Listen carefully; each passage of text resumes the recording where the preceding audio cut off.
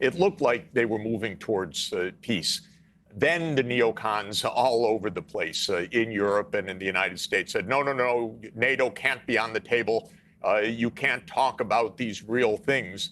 And the discussion from Trump and the Western leaders in general just shifted towards ceasefire and unconditional ceasefire. We're not going to talk about anything other than ceasefire. And Putin said, I don't get it. Well, he didn't. I'm putting words in his mouth or paraphrasing. He said, but we were talking about ending the conflict. Now you're talking about a ceasefire.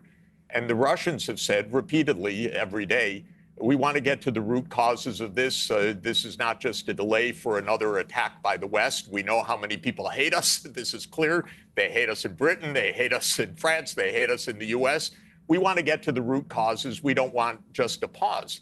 And the Western leaders never came back to even a moment of basic discussion about NATO, for example. Mark Rutte, the Secretary General of NATO, concluded the recent NATO summit in The Hague by saying Ukraine is irrevocably going to be a NATO member. Well, duh. You know, how are we going to have a peace if the Western countries are basically saying we're not going to discuss anything other than what we demand?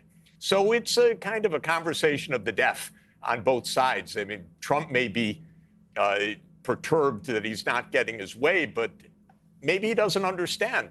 The first days of discussion between the U.S. and Russia were completely different from what's happening right now. There was real discussion about the real issues of this war. I know that because I spoke with the Russian side, I spoke with the American side.